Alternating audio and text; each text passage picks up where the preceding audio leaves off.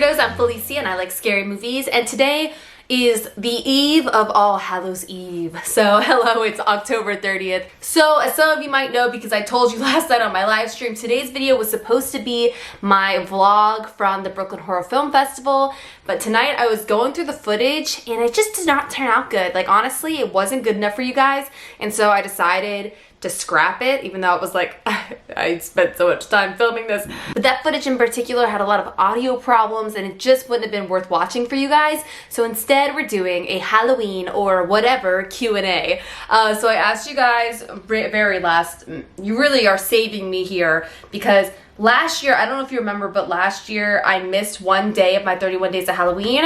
It was the night of this big Halloween event I put on, and I couldn't get it together to get a video up that day, like to do it in advance. So I missed a video last year, and so this year I was like, I am not missing a video. There will be 31 days and 31 videos. So here I am, and I'm gonna answer some questions. Let's start on Twitter. Also, if you guys didn't see it yet, Quam, which is my band, we posted a music video for Prom Queen.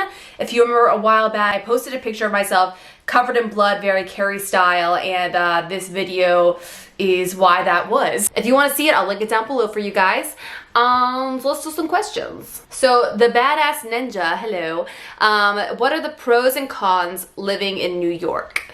So I feel like this could be like a 20-hour video for me. I've been in New York since I came to college here in 2011. So I've been here for 8 years, which is very disorienting in every sense of the word. But some pros are definitely like, there are a lot of opportunities here that I don't think exist other places, and because of our like online world, they are starting to. But here, I definitely will say there is a lot of events to go to. There's just a lot going on. Like every night of the week, you can be doing something crazy and different, and that is definitely a pro. That's very cool. Another pro is that New York attracts people from all over the world, is incredibly diverse. So you get to meet and hang out with a lot of different people from a lot of different backgrounds. And I have found that has helped me like grow as a person over the years. I really appreciate that aspect of New York for sure. It also I feel like living here has helped me be able to like talk to anyone, because you're just sort of forced to. But yeah.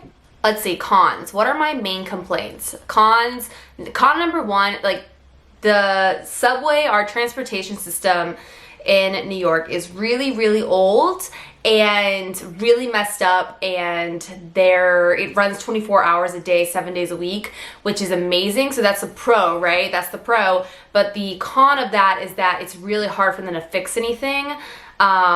So there's always just like massive delays, inconveniences, you know, just every bad, you know, everyone is always assuming they're going to be late for work. You have to leave way earlier than your phone will ever tell you to leave. The transportation here is like really, really annoying. I will say that is a big con. Another con, and once again, like, how long do we want to be here on this question? Not that long, I'm assuming. It is very expensive here, and you don't get a lot of space. I actually live in a pretty sizable apartment now, which I'm very, very grateful for. But space here is limited. Everyone's living on top of each other, and I'm definitely someone that wants space and is interested in space. So one day I'm sure I will end up somewhere else.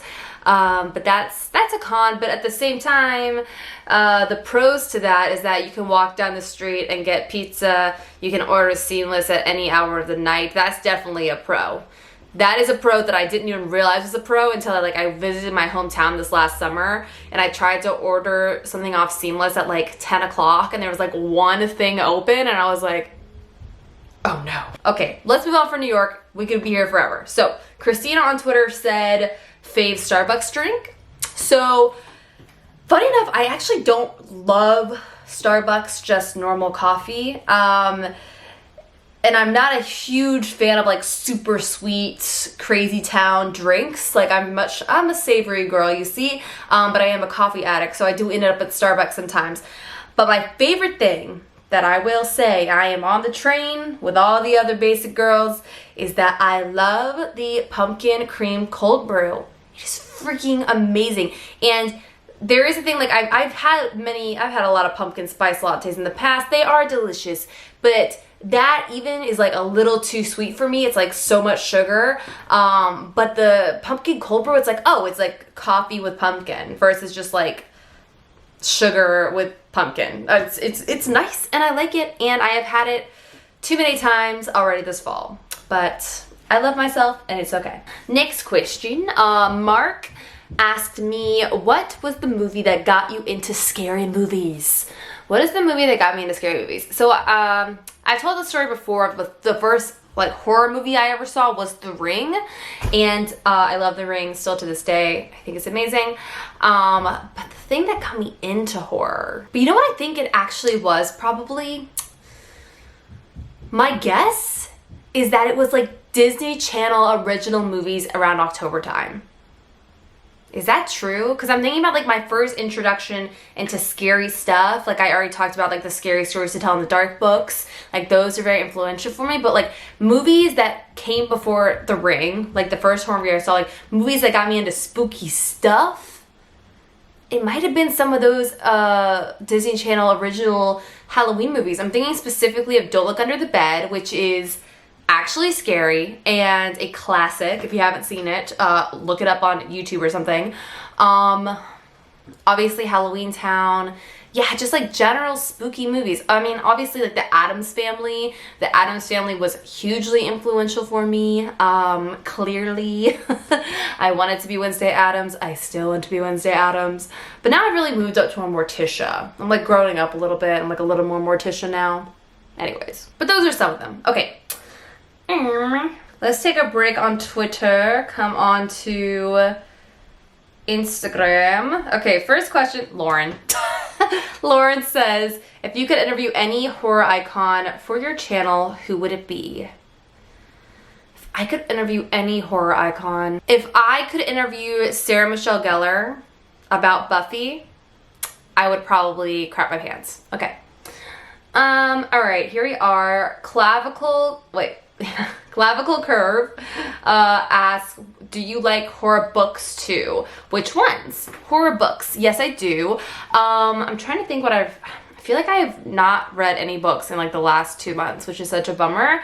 But I love, well, first of all, this isn't really horror, but I do love like thrillers, if you will, like family thrillers. I'm really into like the Gillian Flynn books. I've read everything she's written. Is it Gillian Flynn? Is it Gillian Flynn? The world may never know. You can tell me. This past year I read My Best Friend's Exorcism by Grady Hendrix. That was really awesome. I'm trying to think like what other horror stuff. Maybe I should just look on my... I love Anne Rice. I haven't read all of her books though. But that actually would be a really good... I need to look through her books and see what I want to read, because I really haven't been reading many books in the last couple months. Everything's been so crazy. Guys, to be real, you know what I read so much of is self-help books. Like, y'all don't even know. I've read a lot of Shirley Jackson. I love Shirley Jackson. This is a cool book it's not horror, but it's horror adjacent. It's Sister of Darkness, The Chronicles of a Modern Exorcist by R.H. Davis. Freaking amazing. Highly recommend. She's an actual exorcist. She lives in California. She's very cool. I follow her on Instagram, and it's a great book. Lydia and Beetlejuice, who are 2 cosplayers Laura and I hung out with at New Jersey Horror Con, said all-time favorite horror movie, can only pick one. The impossible question. All-time favorite horror movie. I'm gonna go with Scream. I feel like it changes on the day, but typically if I could only ever watch one horror movie ever again, it would probably be Scream. I don't know if that's true though, because I love supernatural horror. Wow, that's a really hard question, but for now I'm gonna go with Scream. But I may change my mind at any point on any given day. Leon D'Antonio says, and by the way, he's from the Boo Crew podcast. If you don't listen to that, you're crazy. They got picked up by Bloody Disgusting, and they're amazing. Anyways, what was your first horror experience? What got you into horror? My first horror experience. Well, definitely Scary Stories to Read in the Dark. But I will also say I was going through my childhood books recently. I was like, my parents are moving, and so I was going through all these boxes of stuff I didn't even know they still had. And I was going through all my books, and there were so many books about witches, so many children's books all about witches, and a lot of like spell books for kids, if you will, where there's like little fun spells you can do, little recipes, and I don't know, lots of fun stuff. But all of those books I was like really obsessed with. I was like obsessed with witches, and I feel like that is what sort of like introduced me into the horror genre. And from there it's like, okay, now I'm like seeking out witch movies. I'm trying to like replicate those things that they're doing in the movies. And I feel like that was probably my real start to it from when I was a little kid. Okay, and I think that's a solid amount of questions for this video. Do you think so? I don't know. But anyways, 2 quick reminders for you. 1, tomorrow's Halloween. I hope you have your costumes ready. 2, my hats are on sale until midnight tomorrow night, Eastern Standard Time, 11:59. It's over. So if you want to get a hat, now would be the time. Huge discount. Link down below. And then I said 2 things, but I meant 3 things. Go watch the new Prom Queen music video. We worked really hard on it, and I'm pretty obsessed with it. I got to basically live out my horror movie fantasy. And throughout the day of shooting, I kept being like, can we like do this little thing from this one movie? Can I like do this little thing from this other movie? So I want you guys to watch it and see if you can catch any of my horror movie tributes in there, if you will. But that's it, people. I love you all so much. I will see you in tomorrow's video, which is the last one. It's so crazy. And if you weren't on my live stream last night, I do want to mention that I'm also taking a break. There's so many announcements. Oh, God. I am taking a short break, a week long, starting November 1st. So there will be no Horror Movie Club meeting the first Tuesday in November, but we will start back on the second Tuesday. But that's it, people. Have a nice scream, and I'll see you tomorrow. Bye.